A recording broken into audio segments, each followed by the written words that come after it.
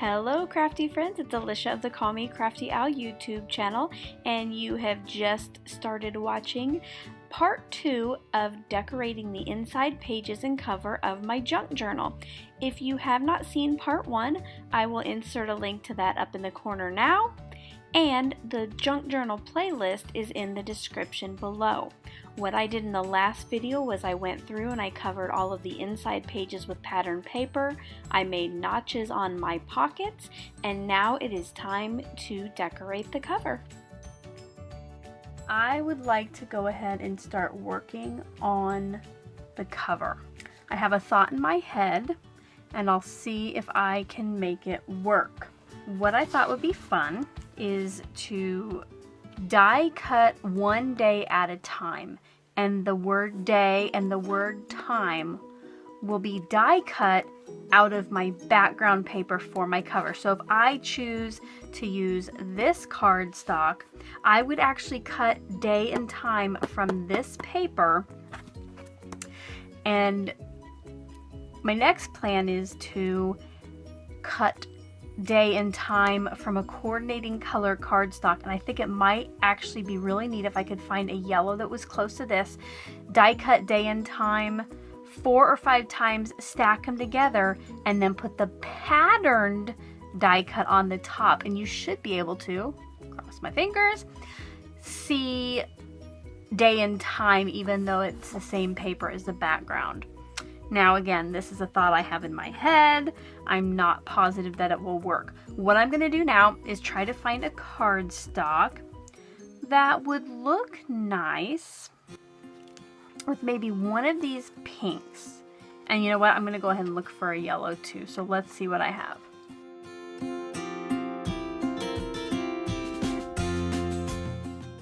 I'm going to pull out a couple that I think might be okay, and then I'll hold them up to my paper. So here are the ones I have, and I want to try to match this, which I think it's going to be that last one I pulled out. I only have one sheet of this. That was luck. So that's what I'll use for the yellow.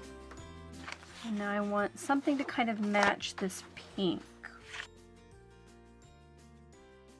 I like that. And I like that with my yellow. So let's go ahead and use those. Since I know that I am limited to the width of the cover that I could cut, I'm going to measure this to see what my widest paper is that I can put through my Cuttlebug. Just under 6. I would say I'm going to do no wider than 5 3/4.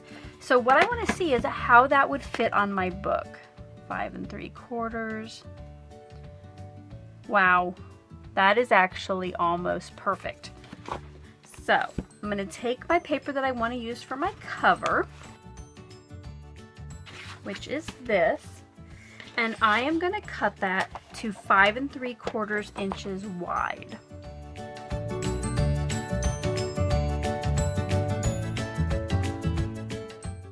And get an idea of how tall I want to cut it. And I am just going to mark that with my fingernail and bend it back where I want to cut it. I'm not going to worry about measuring on this one. So there I have my paper for my cover. And while I'm doing that, it probably wouldn't be a bad idea to cut my back cover to the same size. So my front was 5 3/4. The back I cut to about 9 1/4.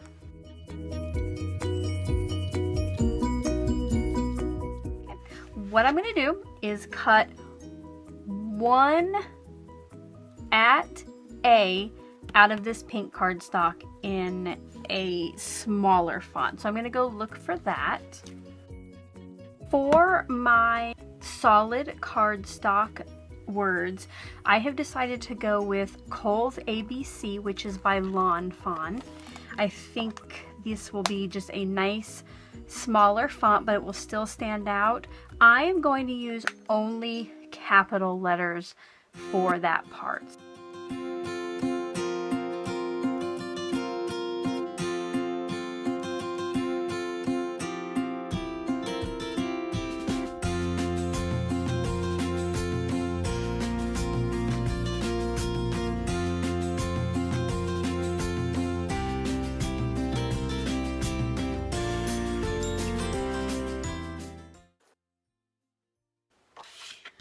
Alright, now I need to figure out where I'm going to be cutting my large words from this. So I'm going to just place these just temporarily. There's no adhesive on it. And for my day and time words, I am getting out one of my old Quick Cuts alphabets, and it is the English Rose font. Okay, so I realized here shortly that I was not going to be able to use this font because the capital letter and the lowercase were together, and I would not be able to cut that out of the pattern paper correctly. So I'm going to skip ahead to where I choose a font that will work. Alright, change of plans. I did find a larger alphabet that does not have the upper and lower case together. It's the Mary Jane. I'm going to use the lowercase, just all lowercase I think, since these were all uppercase. And this was also an old Quick Cuts alphabet set. So I'm going to put away the English Rose and find the same letters here.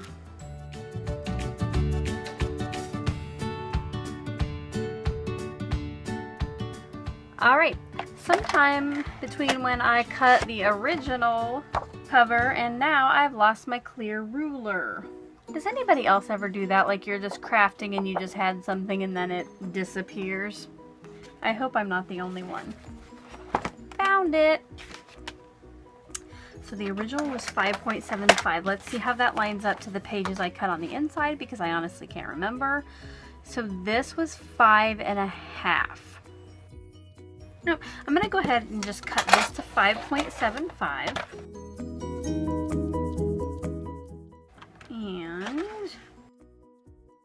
I know that that has to go all the way down here. Let's see where 9.25 lands on this compared to that. I'm trying to think how I want to cut this so it works out. I'm going to cut it right like that. Now, when I go to do this, I want my one to be up here.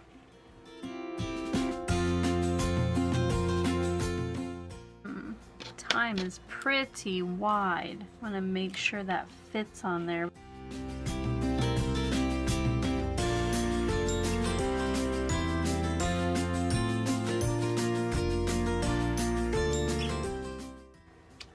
What I might do is move all of this down some, because this is going to be pretty high up there at the top. Not a whole lot.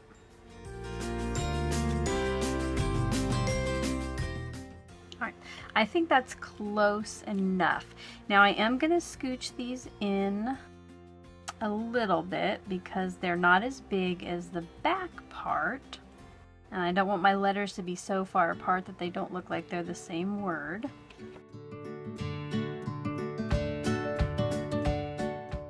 So I am able to keep these letters exactly where I want it. I do not have a magnetic cutting board. So I'm going to be using my Scotch removable tape to lightly tack each of these letters down where I want it die cut out of the paper. This is a very low tack tape, so it will come up easily from the letters later. And I actually reuse this. I usually, once I have something like this, I just stick it somewhere and reuse it later. Unfortunately, I don't have this many pieces just hanging out on my desk.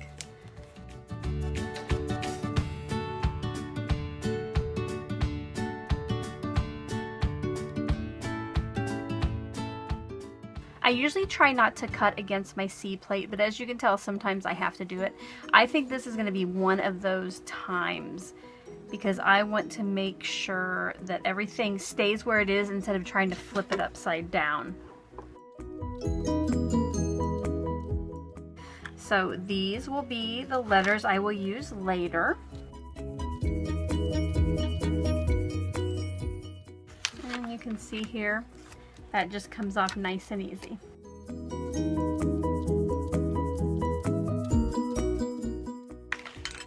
Now, originally, the way I was going to cut this, which I don't know why I did this now. I could have actually cut it from the original. I was not even thinking. I could have cut this from the original. But since I've already cut these out, I'm going to go with this. But since the letters were separate, I could have just used the paper I was using from the cardstock. See guys, it's a craft. It's not going to be perfect. And things do not always go perfectly. No matter what my videos sometimes look like, I edit out a lot of stuff. And my mistakes I edit out.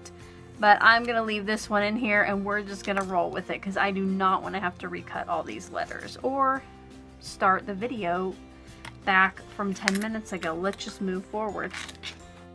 I'm going to do 4 sets of day and time from yellow cardstock. So I'm going to trim this down just smaller so it will fit in the cuddle bug. And since I know I can have 5 3/4, I'm just going to cut this right in half at 5 1/2. And now my pieces are smaller to go through my die cutting machine.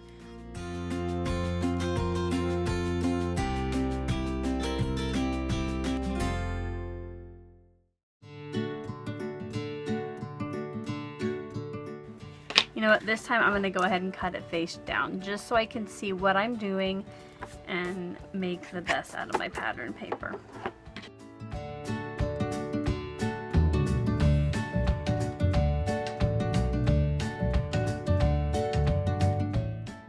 I'm going to go ahead and stack these up and see what I think.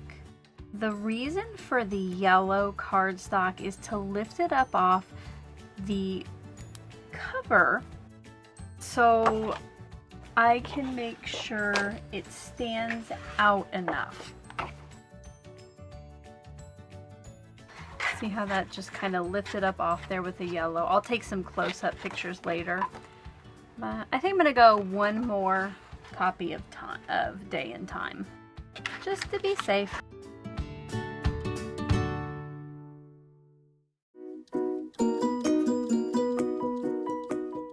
What I'm going to do next is use my handy dandy Xyron 503, which is my, I think it's 5 inches across sticker maker.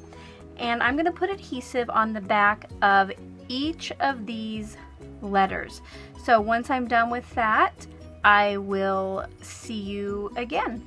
All of my letters have been put through my Xyron, and you get this long sheet of paper that has the letters on it. Now, what you have to do when this comes out, there is still a clear cover over it. So you kind of have to go around, find stuff like this, like letters with your finger. I've already done that for all the yellow ones, but I just wanted to show you that here, so I'll finish it up. Sometimes I'm more exact. I will get out my embossing tool and go around each and every little edge, but I'm not going to do that today. Down here at the bottom, my E and my N from the word one overlapped.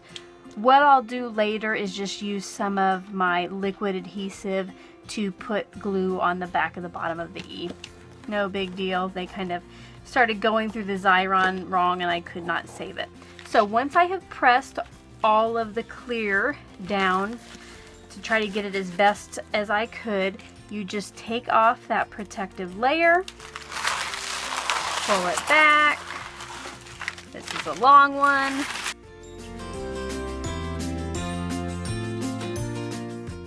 And now I am going to layer all of the like letters on top of each other.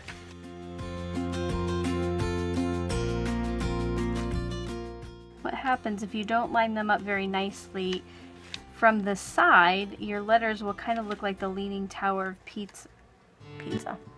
The Leaning Tower of Pisa. Alright, I have all my yellow M's together, so I'm going to take my patterned M and put that right on top. Now, if I would have done this correctly from the beginning, since I did find the font that was just single letters, I would have cut it out from the piece that is actually going on the cover, and it would have been a lot easier to line up because there actually would have been a letter die cut out of the cover. But now I'm going to have to eyeball the placement so I get it just right. What I'm going to go ahead and do is stack up all of the rest of the day and time, and I'll be back with you. Okay, now I have all of my yellow letters and my pattern letters stacked on top of each other. So what I'm going to do next is put it onto the piece that I will be using for my cover, which is this. I'm going to turn this. My head might end up in front of the camera a little bit, so sorry if it does that, but I want to be able to match up the pattern on here really well with the pattern paper.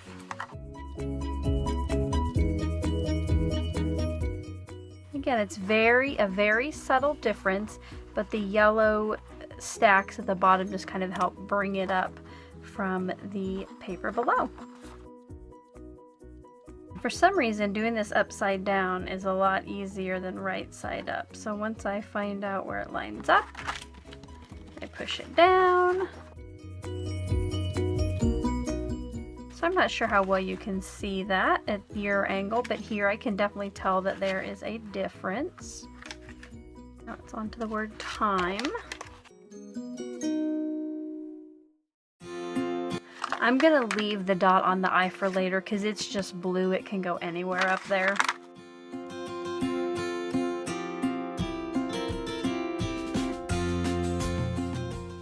Now for the rest of it, what I'm gonna do is just line up the bottom of the letter right at the edge of the Xyron backing, because then I'm gonna know that one of these edges is straight. Actually, the two sides are straight. This will make it a little bit easier when I go to put it down later. They make those fancy rulers that you can line your letters up and stick it down, but I think any ruler or any paper that your adhesive won't stick to will work for that. What I'm going to do is fold back the bottom half of the white paper. And of course my E fell off. So I'm going to put those down. Get out my fine adhesive here. Put a little bit on the back of that. So one day, do the same thing with at A.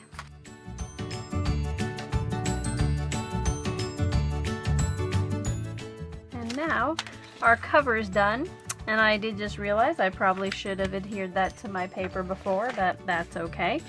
I am going to go and put some adhesive on the back, and I'm going to put quite a bit. I'm going to go around all the edges. I'm going to do an X in the middle, and I'll do some in the triangle openings on the sides. And when I put it on here, I want to kind of align it so the top, bottom, and right borders are the same. I'm not going to press it down real hard yet. I think that will work. Once I have that where I want it, I will press that down nice and firmly. And I think that's where I'll stop today, guys. I need to get to, oh, you know what? I forgot the dot on my eye. I hope I did not throw that away. Nope, there it is. Like I said, that is as far as I am going to go today. I need to get to bed so I can get up and let the floor company in the morning. I hope you enjoyed watching. If you did, I hope you'll give me a thumbs up. If you are new to my channel and you would like to be here as I finish the rest of my junk journal, I hope you'll hit that subscribe button below, and if you click on the bell, you'll be notified when I do upload more. If you're already a subscriber, thanks as always for coming back, and again, if you are not on notification when I upload new videos, hit that bell below too, and you'll know then when I upload the next video in this series. And I think for that one, we will start making the inserts in the pockets and start decorating the pages. I hope you're all having a crafty day. Thanks for stopping by.